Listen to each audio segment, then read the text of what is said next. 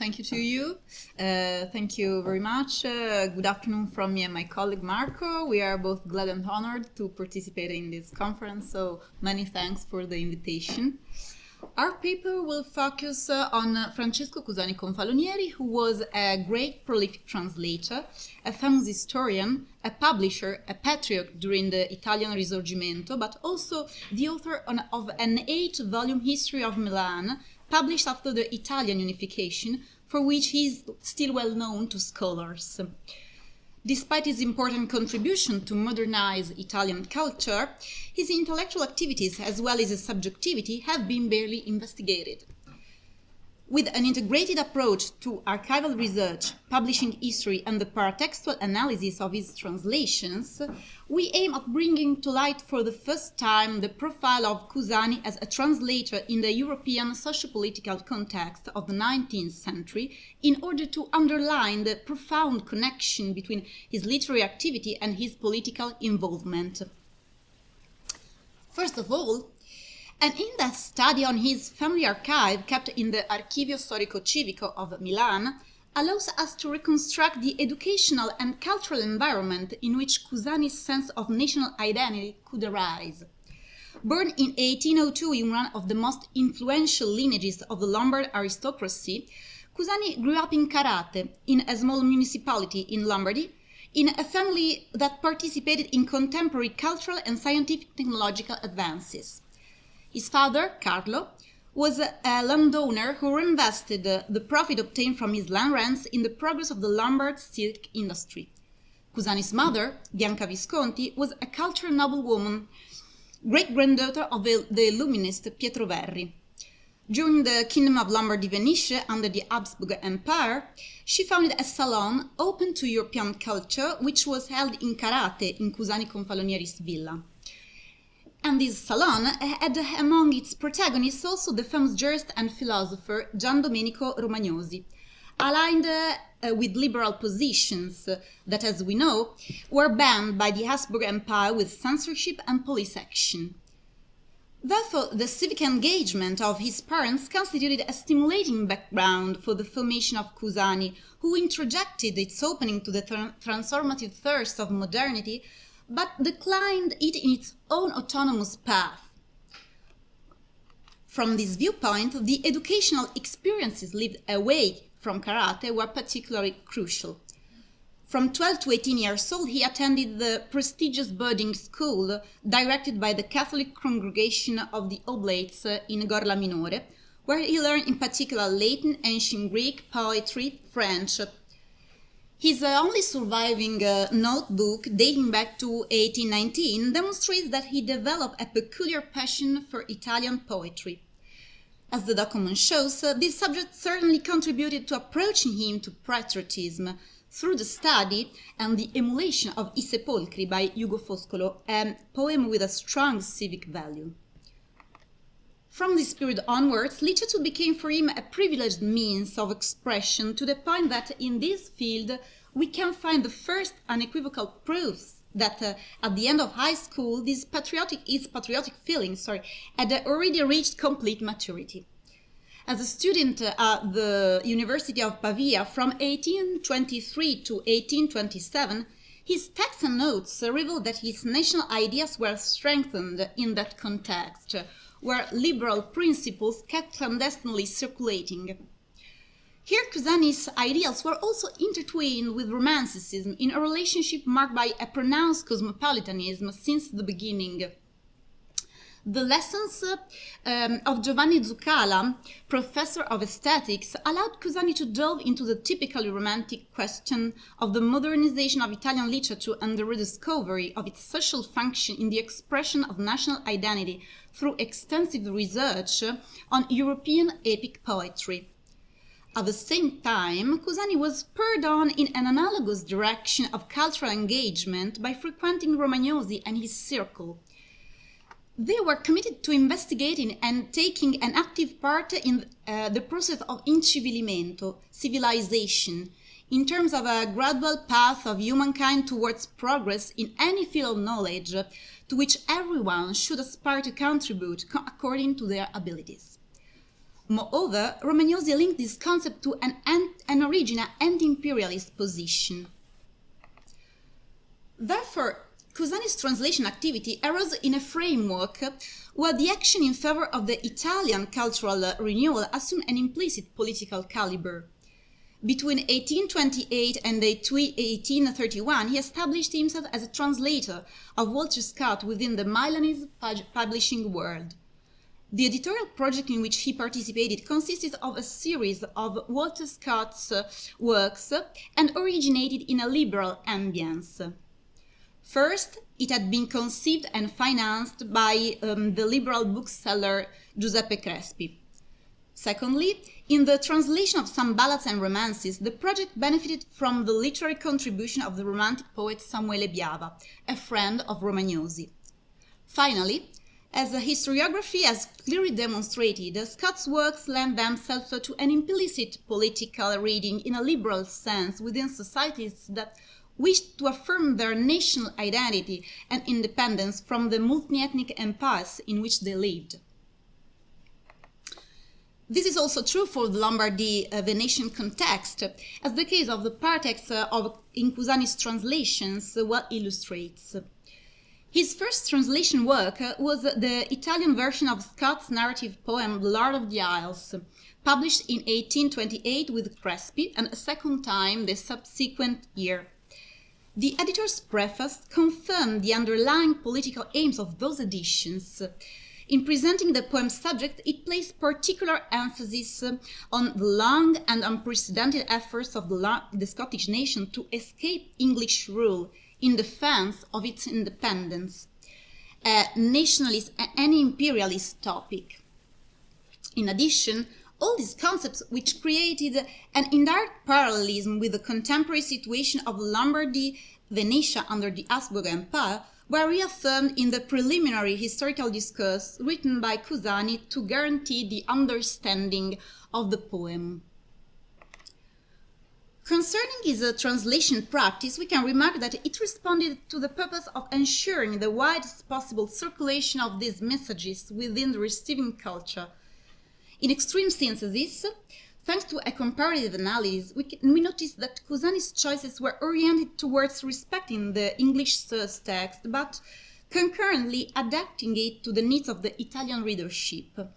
He used at least 3 reference texts: an English original, the first Italian translation of The Lord of the Isles, made by Luigi Bassi the previous year, and a French translation, probably that of Amédée Pichot. Although the original text was a narrative poem, he translated it into prose while maintaining the poetic form for ballads and romances.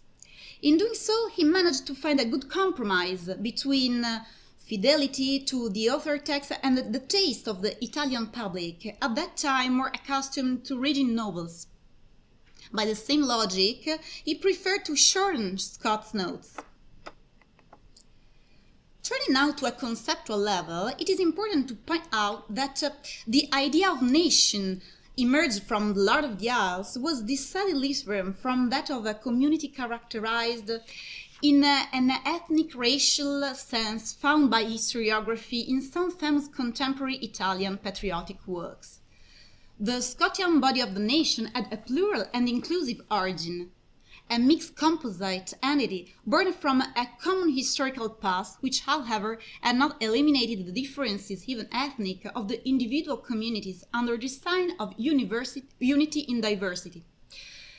Cusani's translation activity contributed to spread it not only through The Lord of the Isles, but also through several Scotian works he rendered into Italian. Between 1829 and 1831, he translated from English, again for the publisher Crespi, Ivano, The Lay of the Last Minstrel, Rugby, and of Geiersten, Marmion. Over time, his sensitivity towards translation problems had increasingly refined. It is evidenced by the growing number of footnotes he affixed to the text, appropriately marked as nota del traduttore, in addition to those already foreseen by Scott. We can observe 3 types of footnotes. The first one was explicative, aimed at facilitating the reader to understand the text by clarifying words and historical or literary references. The second one had a linguistic nature. It reported brief passages of the original English text to justify the translation choices made in the Italian version by the translator. The third one was corrective by commenting negatively on passages that were excessively patriotic or critical of the Catholic Church. It had preserved the integrity of the volume from any cuts by the Habsburg censorship. Cusani's contribution to Italian cultural modernization and nation-building process through translation activity becomes even more apparent in a particular editorial project conceived a few years later for Pirotta e Compagni, the Milanese publishing house it was a member of from 1835 to 1859. Between 1834 and 1844, he created and directed 8 editorial series entitled Series of Historical and Other Genre Novels by the most famous contemporary writers for the first time translated into the Italian language. As he explicitly asserted when presenting them, his purpose consisted in using the device of delighting and instructing to keep the Italian readership updated on the progress of the contemporary European culture. In this picture, historical novels once again occupied a place of honor because by treating crucial events of other nation history, they allowed the Italian public to become familiar with the concepts of patriotism, national independence, thus preparing its cultural and political support to the Risorgimento process. Please, Marco, it's your turn. Okay. Good afternoon to everybody. I would like to reiterate my thanks to all the organizers of this conference. In this second part, we will see why I have chosen Cusani's translation of bullet novels. Then I will outline the general theoretical framework that is the basis of my analysis. And before the conclusion, I will show just some examples of the use of paratexts by Cusani. Let's begin with the first point. If the first translation of Scott's novels represented Cusani's first successful translated literary works, his translation of Buller's novels are a particularly interesting object of study because they enable us to understand aspects of his individuality and subjectivity. First of all, we should consider that, unlike Walter Scott, who was born in 1771 and died in 1832, Edward George Bulwer-Lytton and Francesco Cusani Confalonieri were contemporary writers. So Cusani was born in 1802 and Buller 1 year later, and then Buller died in 1873 and Cusani in 1879. In addition, Cusani translated and edited the last novel by Walter Scott Marmions in 1831 for the last time, whereas Cusani dedicated his entire life to translating or editing Edward George Bulwer-Lytton's novels. He was also the most recognized Italian translator of Buller's works in his time, even if he was not the only one. As you can read in the Cusani's preface of Rienzi, I have translated this passage in Italian. The 2 previous Italian translations were imperfettissime, full of imperfections. Many English parts, or better to say the French parts, is here in the, were interpreted reversely compared to the English text. 10 years later, one of the editors wanted to publish again Rienzi, but only after a complete revision of the text. So he asked me to translate it because I had translated other Buller's novels and I'm very familiar with this not easy author. So, I'm sorry. In fact, Cusani translated and revised his Italian translations of Buller's works until the last days of his life. In the year of Cusani's death, 1979, he done the 4th revised edition of Rienzi, The Last of the Tribunes, into Italian. In addition, as Federica has already explained, Cusani created 8 editorial series entitled Serie di romanzi storici ed altro genere, for the first time translated into Italian.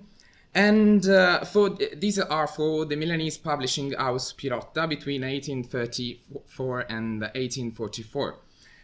In this great and complex work, Bulwer-Lytton had a privileged position because he appeared in 3 of the 8 series. The second one presents the 3 volume Italian translation of Buller's novels, Eugenio Ram, Eugenia Ram in 1832, translated by Francesco Ambrosoli, with the Italian title in 1836. The fourth and the fifth series respectively present two Italian translations by Cusani, which are considered sequentially. They are a series, Ernesto Maltraverse and Alice o I Misteri, Alice o the Mysteries in English, both published in 3 volumes between 1838 and 1840. With regard to the other translation of Buller novels by Cusani, they are not included in the editorial series. Gli ultimi giorni di Pompei, published in 3 volumes between 1835 and 1836, is a different case since it was not the first Italian publication of this novel. The hypothesis is that this translation was intended to be part of the editorial project, the series, but there had already been another Italian translation by Gaetano Barbieri some months earlier, Gli ultimi giorni di Pompei. Gaetano Barbieri was another important translator of that period. Considering Rienzi, L'ultimo dei Tribuni, and Zanoni, they was published in 1847 and 1848, so they are out of the time of the series.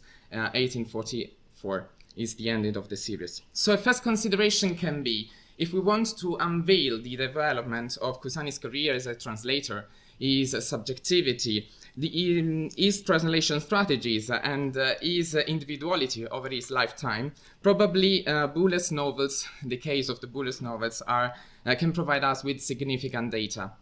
And in my recently discussed PhD thesis, I have analyzed the paratextual interventions of the translator in his first Italian translations of Buller literary works that I have already mentioned.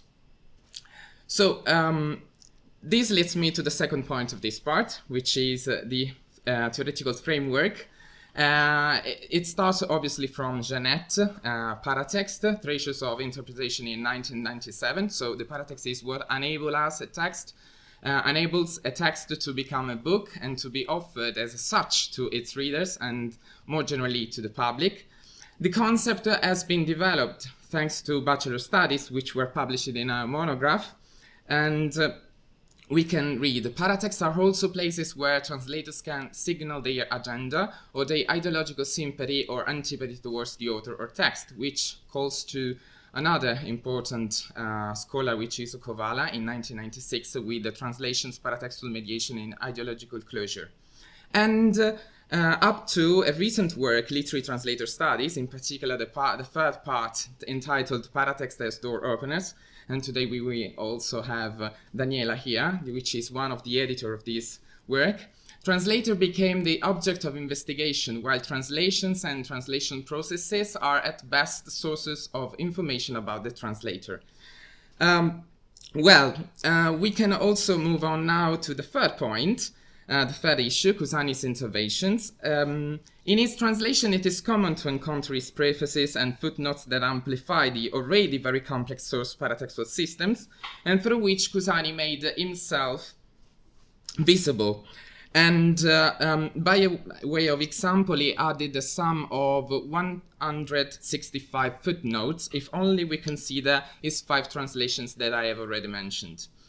On the one hand, he usually used the prefaces and footnotes as informative tools, including even images in the case of Gli ultimi giorni di Pompei, and he tried to provide the Italian readers with additional information that has an explanatory function. Then we have also information about the narrated story and the author, the English author. Then, on the other hand, he used the prefaces and footnotes for his personal and cutting comments on the authorial story and style, up to the defense of Italian culture from Buller's attacks. Let me explain why with some concrete examples from these translated novels. As you can see from the slide, there are just few examples. He wrote numerous footnotes where he reported in a footnote the English part of the text and confessed to be unable to translate it. And even he checked the French edition without finding a solution. Another case is that it is worth to account also, just because we have to consider this in according to what we have said before, on the fact that the English part and the French parts, just because it was not He didn't use indirect translation, but he used direct translation from English to Italian, which is not very common in the 19th century. And one other thing is, for example, the second part, where you can find that the ancient Italians were like the modern. There was nothing they would not sell, much less a poor blind girl. Cusani counterattacked to this. This is the translation. Obviously, is something like, look, who's talking? Buller's claims about Italians through citing Buller's works, England and English, where the English author accused the venality attitude of English people. So, and in the footnotes here, we have Glaucus, my fate is in thy smile, but a buying cannot see what someone smiles, so he decided to translate with nell'amor tuo instead of. Then we have this, where we can find the defense again of Italian culture. It is famous that among foreign writers speaking ill of Italy and Italian is something fashionable. Cusani explained here the meaning of the English words to educate his readership, Leoni in this case. And then we have also an expression like strane gonfie, strange and pompous, buoyant. So we have to use these like the English text, and this is a gonfia metaphora, so a metaphor which is very buoyant. To conclude, this is Rienzi and Zanoni, but it is just a reference to about explanatory function. To conclude this type of experience, our experience on that case reveals that adopting an interdisciplinary perspective is crucial to enlighten a translator biographical path in all its complexity and understand the role he played in his contemporary society. On the one side, an in-depth study on archival and printed sources in dialogue with intellectual and publishing history, and the outcomes is the translator's education, obviously, and personal background. On the other side, the paratextual analysis of translations can give us the translator's means and subjectivity. So we hope that this integrated approach could provide with some starting points for future developments in the emerging field, probably of the translator studies. Thank you.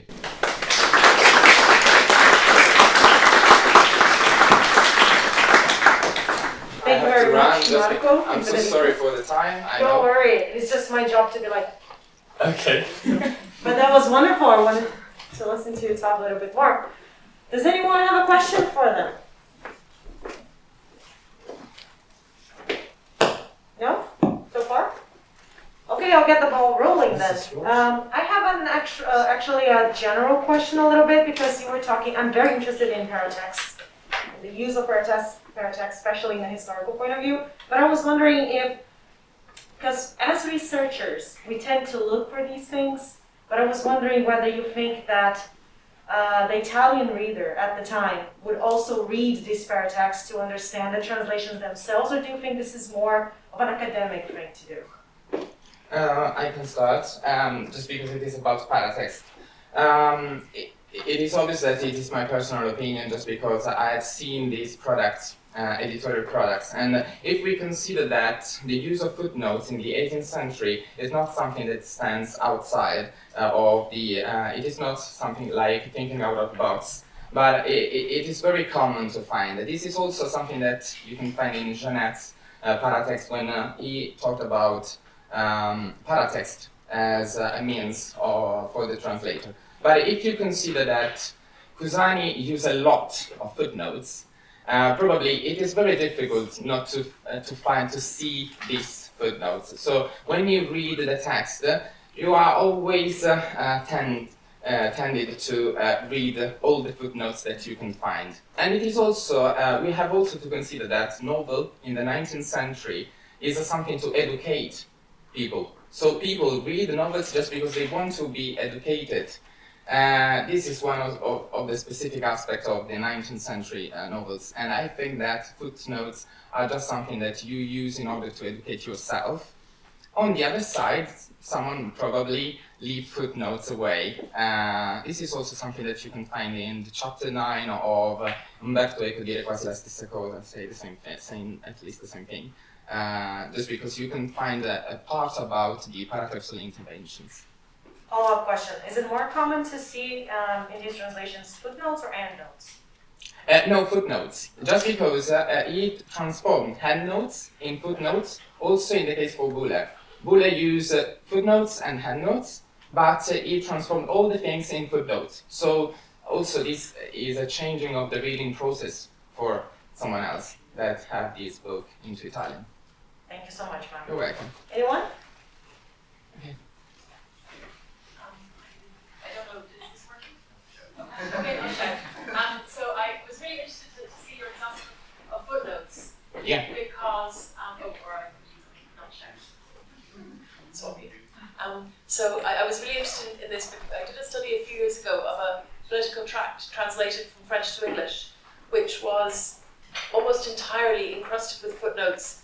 The translator was Protestant, and the French tract writer was Catholic and was saying, Britain is so fantastic, wouldn't it be even better if it was Roman Catholic?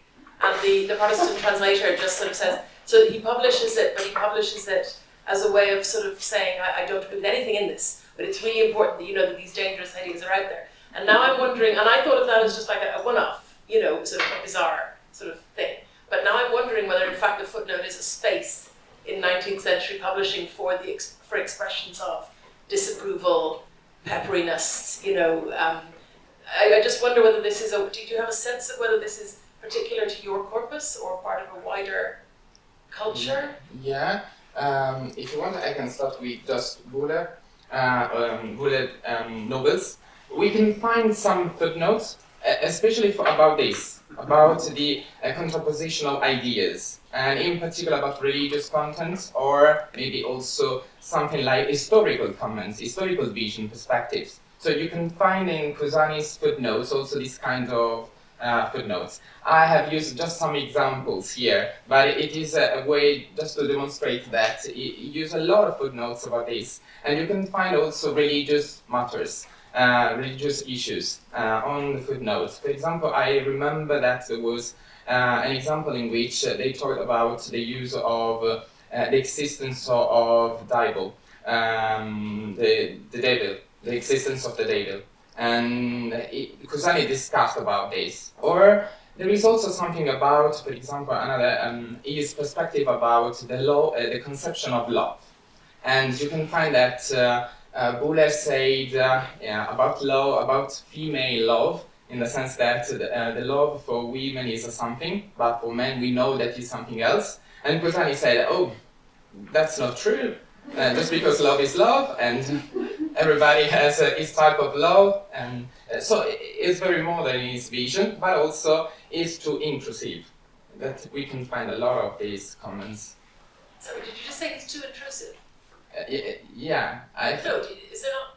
I mean, that just seems to be brilliant. Is that intrusive? Yeah, it's brilliant. For me, it's brilliant. Just yeah. In the sense that considering the fact that we are in the 19th century, is probably it is not very common to see the intervention of a translator in this way, because there are a lot of interventions. For example, he used prefaces, and it is typical to intervene in that context. But we can find also, for example, just one other case is about promoting his text.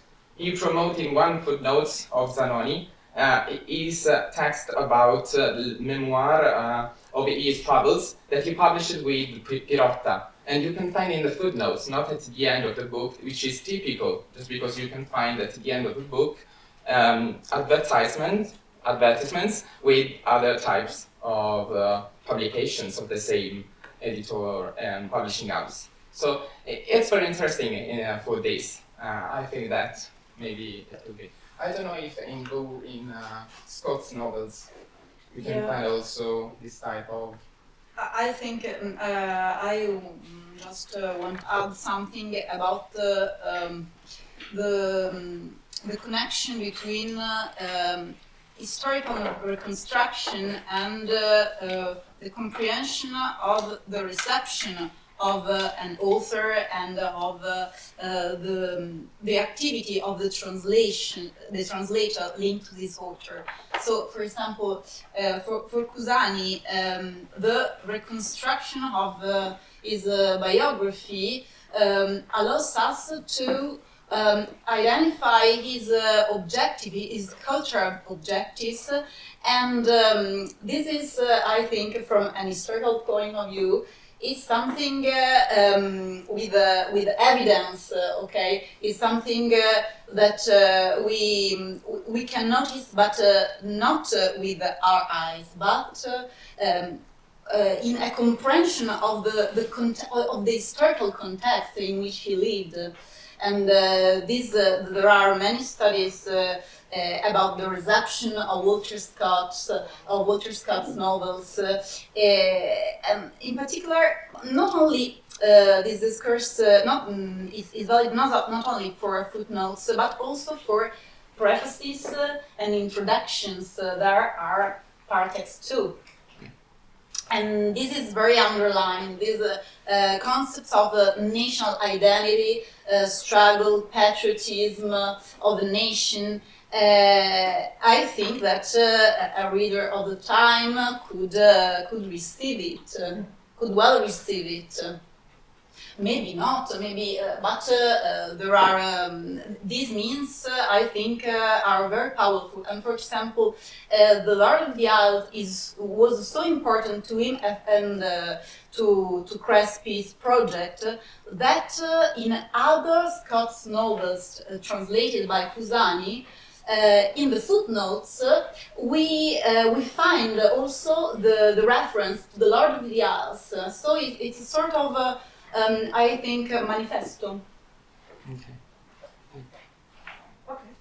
Thank you. I'll talk to you after this. For sure. Thank you. That was lovely. Another round of applause to them. We have to get going.